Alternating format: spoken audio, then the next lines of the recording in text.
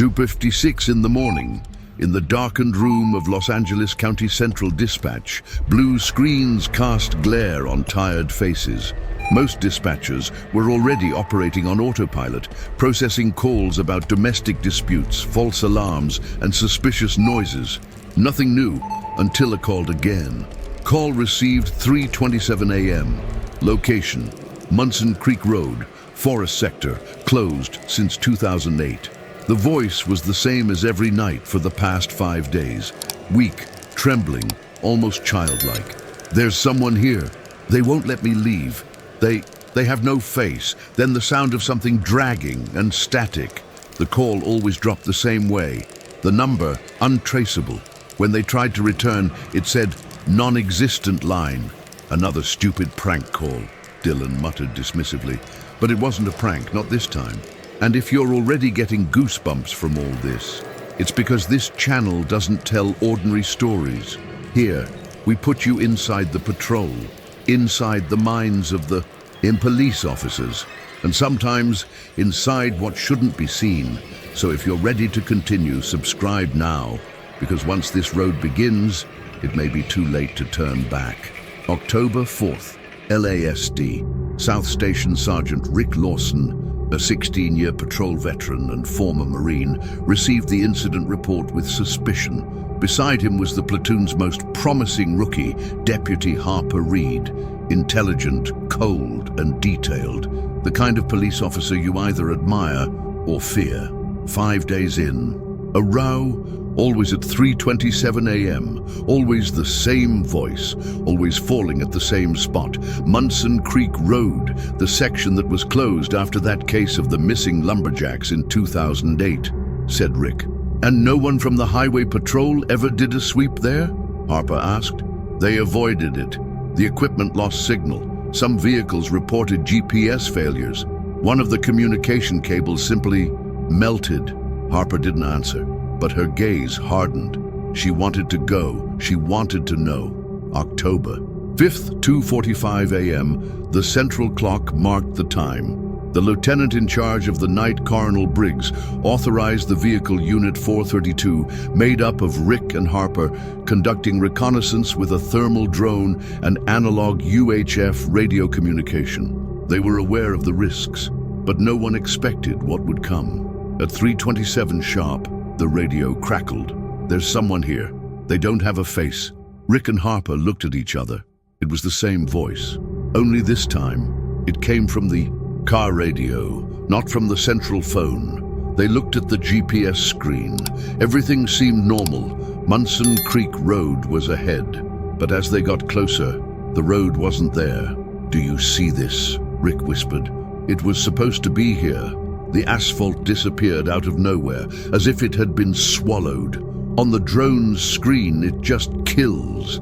But the thermal system detected something unusual. A fixed heat point, small, humanoid in shape, motionless in the middle of the forest. Motionless, but vibrating. Rick zoomed in. It was impossible. The figure was with his back to the camera, but the face was visible, looking straight at the drone. And then everything went black. Black screen. GPS restarting. Harper tried to turn the radio back on. Static. Then a voice. "Now you know." October 5th, 6:47 a.m. The barracks clock signaled the end of the shift. No sign of Unit 432. Colonel Briggs tried direct contact. Nothing. No radio, no cell phone, no satellite. Until the vehicle's tracking software reappeared in the system, location activated. But something was wrong. The map showed the vehicle running imperfect circles, hours and hours in a row, as if trapped in a spiral on a football field of invisible diameter. The speedometer read exactly 17 km/h, constant, non-stop, without decreasing, without accelerating. "How is this possible?" said a central analyst. That was when a second detail chilled the technical team's spine. The onboard cameras were working and files began to be automatically transmitted to the server. The images showed Rick and Harper sitting in the vehicle facing forward, real estate like statues. But the car drove alone. And then At 6:59, the screen flickered, went dark, and the same sentence appeared, written in blood dripping onto the windshield. 327 never stops.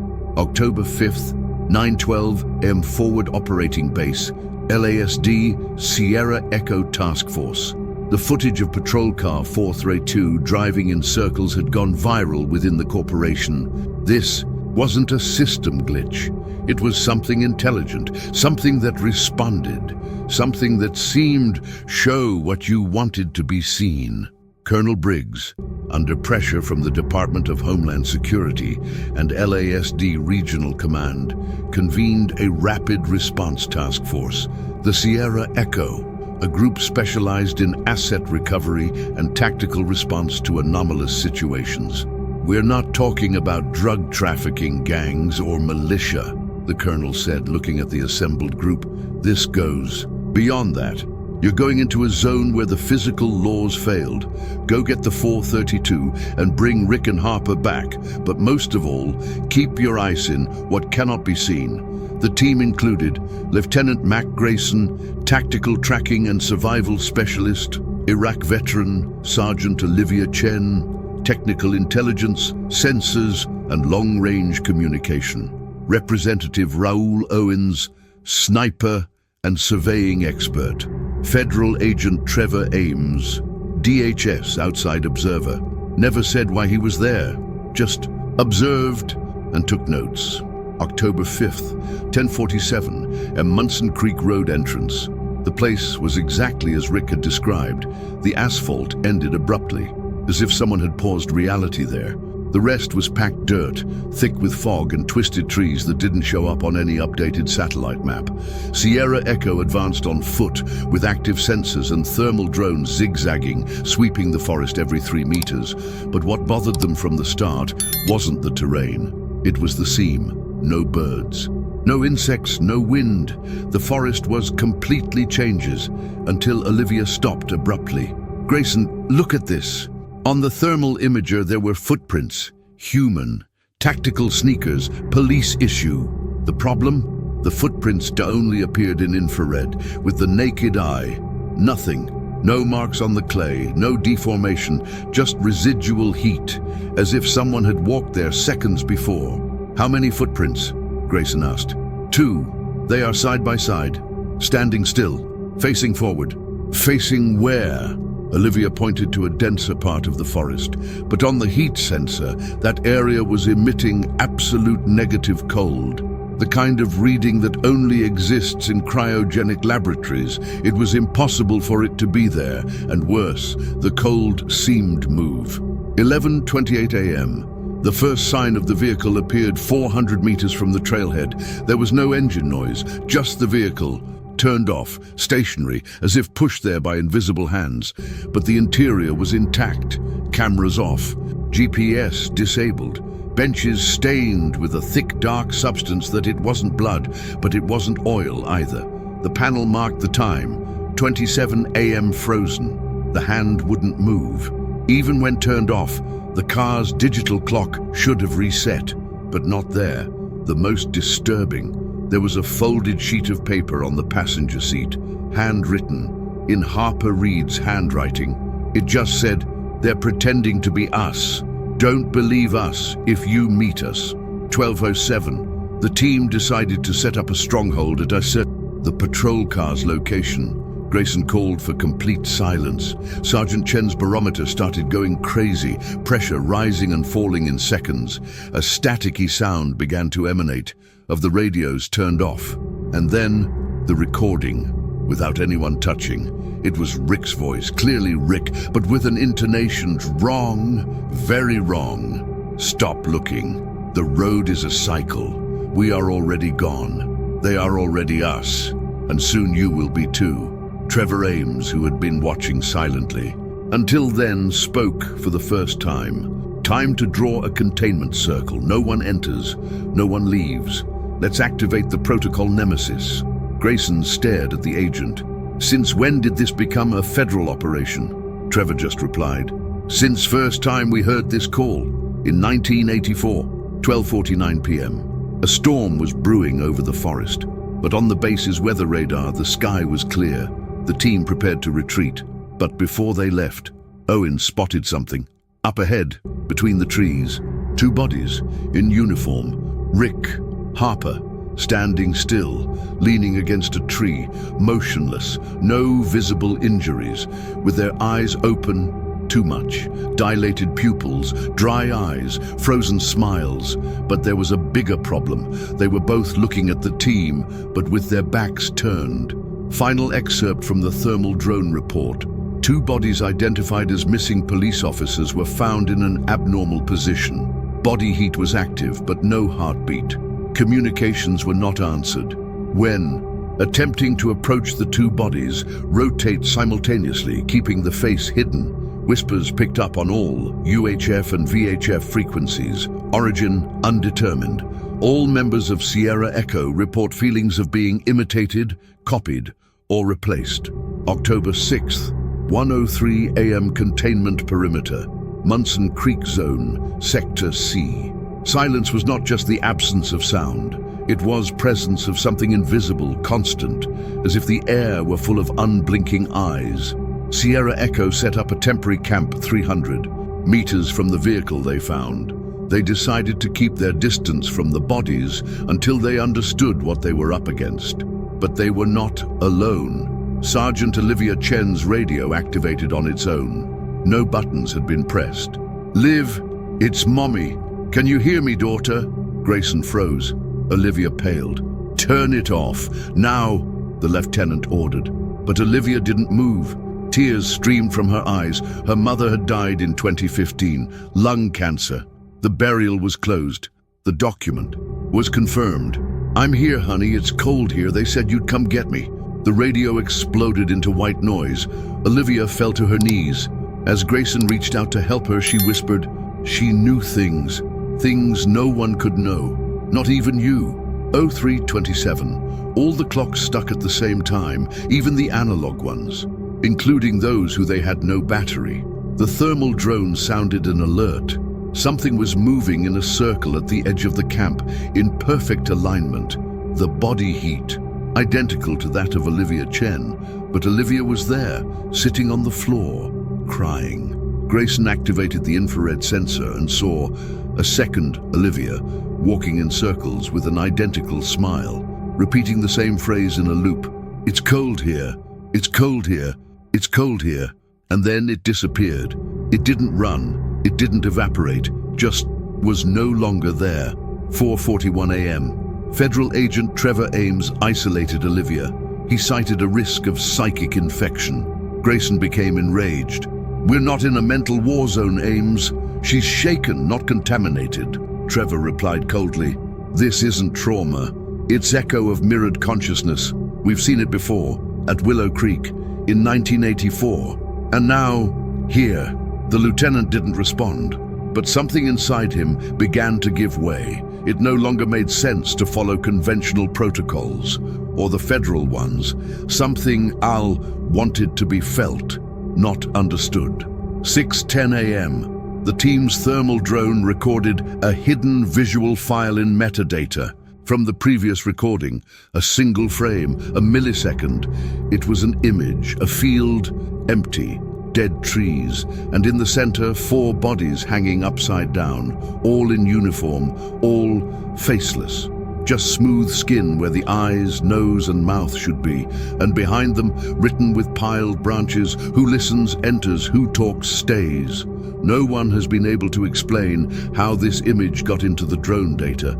It did not correspond to any recorded location. 8:02, LASD headquarters, Los Angeles. Colonel Briggs received video of the body's supposed location. He tried in vain to get authorization for the team to evacuate, but Trevor blocked everything. He argued that the entity needed to be delimited before it expanded.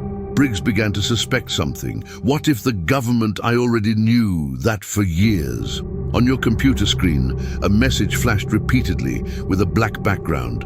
"The call has been answered." Briggs ordered everything turned off, but the screens wouldn't. Listen. 9:39 a.m. Forest zone, Munson Creek. Olivia no longer spoke.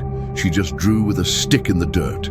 Always the same figure, a car, a road, and a tunnel leading to low, not forward. Grayson requested immediate evacuation. Trevor refused. "If we leave now, we take this with us. You don't understand, Grayson. This isn't isolated here. It's isolated in us." At the same time, Raoul Owens, the sniper, fired his weapon. He had seen something behind the trees. Upon checking the place, everyone's blood ran cold. It was a body, LASD uniform, chest tag R. Owens, and the strangest thing, the body was hot, as if he had died seconds ago, but Raoul Owens was still with them, watching everything. When they looked at him, Raoul said, "It's me, right? It's me who's here, right?" No one answered. 11:20 a.m. Grayson prepared to retreat. Trevor drew his gun and stopped him. But before any conflict could erupt, everyone heard the sound. It wasn't a roar, it wasn't a bang, a child's cry. Coming from the forest, Olivia stood up for the first time. "It's my brother. He drowned in 2002. He's calling for me." She ran into the woods. Grayson tried to follow her, but as he crossed the edge of the clearing, he saw something that stopped him in his tracks. Everyone on the team was there.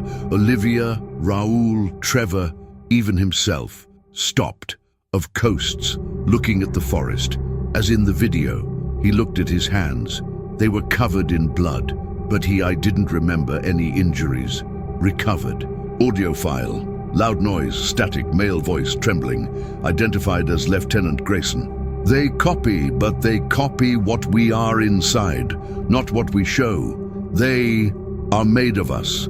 And if you talk to them, if you answer the call, you open the door." Whispers. Female voice in the background. "It's late. We're already inside." End of audio. October 6th, 1:42 p.m. Delta Sector. Munson Creek Zone Depth. They tried to leave. Grayson led the team on a newly cleared trail with a marker rope and an analog compass. Nothing digital worked anymore. Not the radio, not the GPS, not the watch. It was a 2-hour walk in a straight line, but at the end of the trail, they were back to the exact spot where they had set up camp. With one difference, the camp was no longer there. The clearing had changed location, or the forest hadif closed around. Trevor Ames, the federal agent, broke out in a cold sweat. He pointed his pistol at everything that moved. He whispered to himself. He repeated, "Repetition, repetition. It consumes. It molds." When Grayson grabbed him by the shoulders, Trevor's eyes widened and he said, You were the last one to leave Willow Creek, weren't you? You saw it, didn't you?" Grayson froze. Willow Creek was a forgotten town on the California-Oregon border, abandoned in 1984 after a highway patrol squad disappeared completely. Officially, it was a gas leak, but unofficially, "You weren't supposed to know that," Grayson whispered. Trevor smiled, a smile that wasn't his. "But I am you remembering this." 14:59, Raoul Owens started bleeding from his nose. He said he heard a voice, but inside the eyes. As if someone was behind the eyeball, whispering, he shouted, "Stop looking inside me! Stop looking inside me!" Grayson administered a sedative. Raoul passed out, but when they tried to tie him up, they realized his body was very light, too light, as if it were just skin. When opening Raoul's tactical jacket, they found the ballistic vest empty. Inside, there was only a cassette tape, no label. 15:16 Olivia, still in shock, pointed to a fixed point in the forest. She said she could see the same tree everywhere. It was a gray beech tree with a cracked trunk. She appeared every 50 meters, always the same smell, same scratch on the trunk, same broken branch. "She follows us. She is the place," Olivia said. Grayson tested it. He marked the tree with orange phosphorescent spray paint. They walked for 40 minutes in opposite directions. The tree appeared again, with the same mark, only fresher, as if had just been painted. 16:42. They tried to sleep in shifts, but every time someone closed their eyes, woke up in another part of the forest, alone, and when he returned to camp, no one recognized him, as if it were a different version. Grayson recorded this in handwriting. It's not just spatial, it's psychic, temporal. The forest is confusing us. It's testing us. Who's who? The call at 3:27 a.m. Maybe it's an anchoring, a reset, an alarm from the other side. 17:31. Trevor Ames disappeared during his night watch. Where he slept was a frame of woven branches. Inside it, a photo. It showed the entire team together, including Trevor. But with one detail, everyone was dead. White eyes, pale skin, weapons in their hands, uniforms covered in moss, and no verse from photo written in blood. This is the version that the forest will keep. 1827. The light started to fail, literally. The sun was still in the sky, but the brightness did not pass through the trees. It was as if the forest consumed the light. And then they heard footsteps, various, synchronized. But they didn't come from one side, they came from all sides. Grayson ordered a defensive stance, but Olivia started laughing in the wrong way. They're coming, but they're already here. They're already us.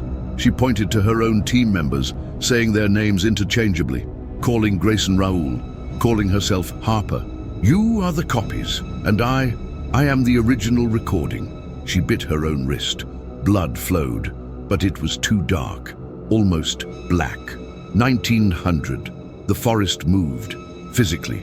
Trees twisted, branches snapped, trails disappeared before our eyes. And in the center of a newly formed clearing appeared Vehicle 432. But now there was something else. 3 uniformed police officers around her, of coasts, real estate, faceless. Grayson, his hand shaking, aimed the gun. Identify yourselves! The 3 turned. Around at the same time, and what was seen was impossible to describe. They had no eyes, but still, they looked. And the moment they looked, all the radios turned on, even without batteries, and a single sentence was said by all voices at the same time. 3:27, it's coming. 7:01 p.m., last operating journal entry. Grayson. The call doesn't come from outside, it comes from within. And now I understand. We never went there to investigate, we went there to answer. Because the forest doesn't want us to leave, because she already went out with us once, just waiting for the right time to repeat. October 6th, 3:27. M. Grayson woke to the familiar sound of Patrol Car 432's engine. The radio crackled, the dashboard light flickered. Everything seemed new, clean, like it was the first day of patrol, but something was terribly wrong. Beside him at the wheel was Harper Reed. She drove with a neutral expression, as if nothing had happened, as if none of that had existed. Harper, where are we? Grayson murmured, his throat dry. Standard patrol, heading to Munson Creek Road, anonymous tip, lost child. Grayson glanced at the dashboard. The digital clock read, Zo 3:27. His heart raced. No, it's already happened. I've seen it. Harper slowly turned her head towards him. Are you sure you're the original? Grayson froze. What? Harper smiled, but not with her mouth, with the eyes. Flash. The road changed before Grayson's eyes. The asphalt disappeared. They were now in the middle of the forest. The car was off, no sound, no engine. Harper was no longer on the bench. He was alone. In the passenger seat, an old cassette recorder, playing. The voice that came out of him was his own. If you're hearing this, don't stop. Keep pretending. They're testing you. Every reaction is recorded. Don't think, don't remember. They know when your minds me too much. 03:28. The radio exploded with screams, mixed voices, fragments of memories, old calls, trainings, his father's. Words, his mother's laughter, gunshots, whispers, Olivia's voice, Raoul's voice, his own voice, until all the voices said together, you didn't leave, you never left, you are the recording. 03:29. Grayson got out of the car. The surrounding forest didn't cast a shadow, even at night, even with the full moon. The trees looked flat, as if they were a scene, cardboard, a cheap simulation of reality. He walked for minutes, maybe hours. There was no clock, not even stars, no smell, not even cold, no heat. The forest was neutral, artificial, and then in the midst of the darkness, he saw himself, sitting in front of a fire, in uniform, staring into the fire. "Is it me?" he murmured. The other Grayson replied without turning his face. "No, I am what was left when you broke." "I broke what?"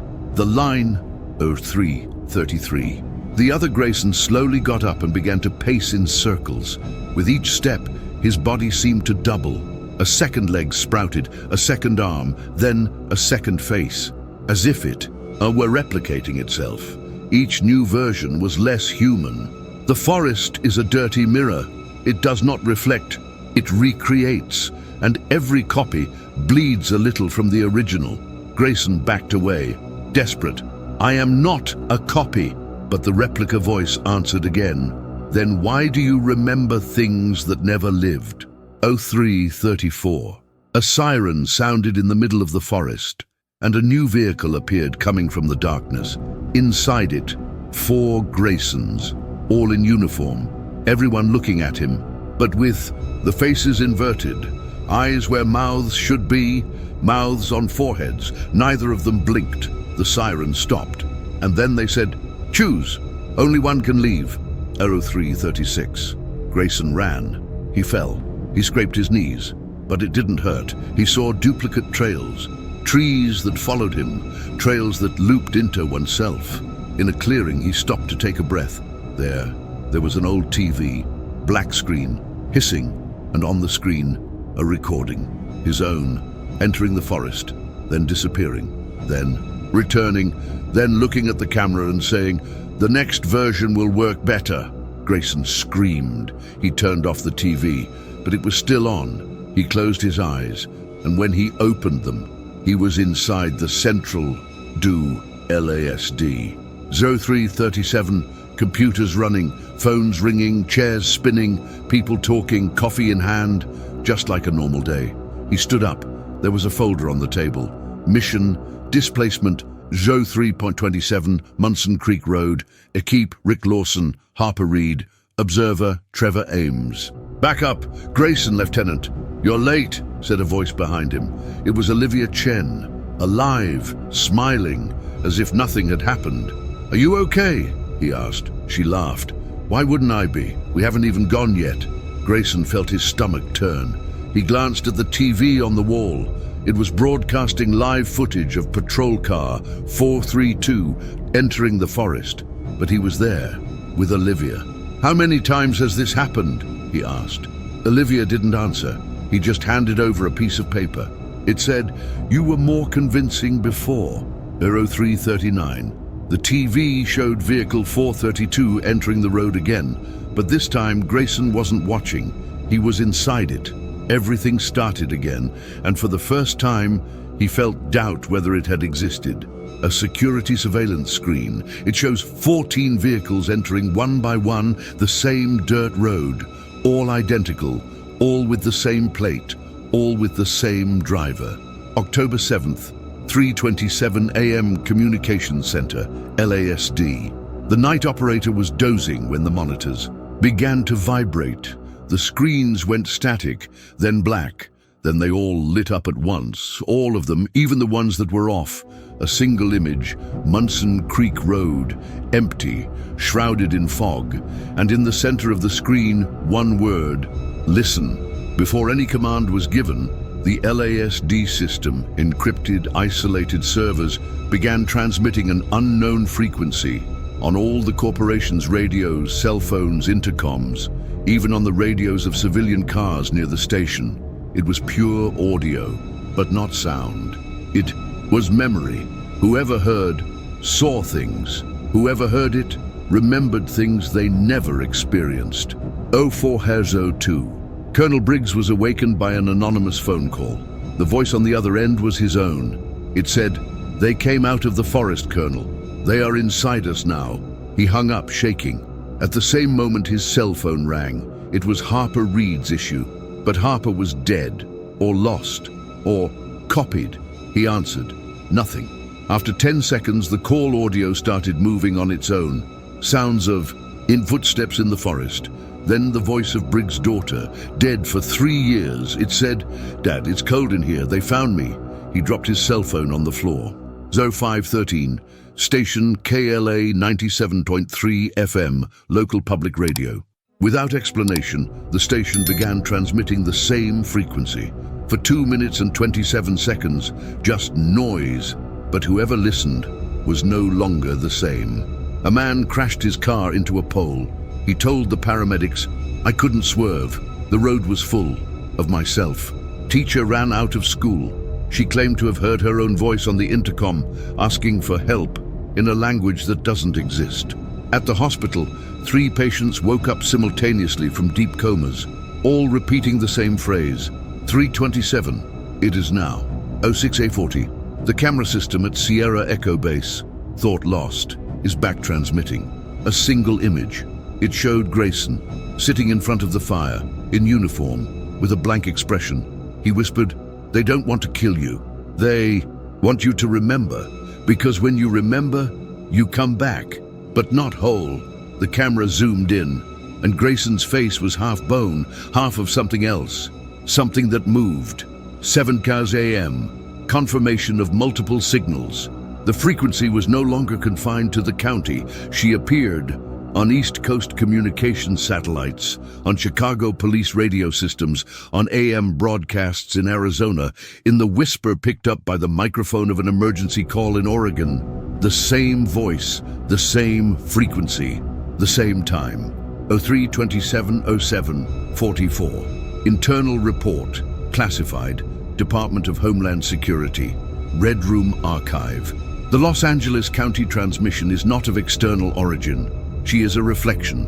The Munson Creek Forest is the epicenter, but the vector is not physical. The call is psychic, viral, mirrored, started with a copy, repeated with memory, spread across language, reinforced by attention.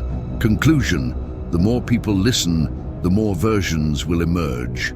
At the end of the report, the last sentence was in red: "Whoever listens participates." 0809. Internal camera recording. LASD police station. A police officer enters the radio room, trembling.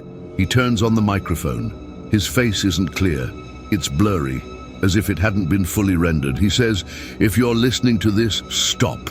Now, leave the room. Turn off the radio. They know who's listening, and they will send you back, but not where it went. And yes, to the beginning, for the first 3:27, on the road, where everything happens again and again and again, but never the same, because it's not you anymore." He looks at the camera and smiles with 3 rows of teeth. Latest LASD system image aerial cameras of the Munson Creek Forest. They show vehicles, dozens, in a loop, all walking in circles, all with identical drivers, all with you at the wheel. The call has been answered. Now that you've heard, you're in too. Close your eyes, take a deep breath, and when the clock strikes 3:27, look out your window. If you see a road, do not follow. If this content made you shiver, enjoy every second, or doubt your own mind, leave it like. This helps the channel to continue existing. And comment below, would you go down that road? We pin the best answers to the top. See you next time, or maybe in repetition.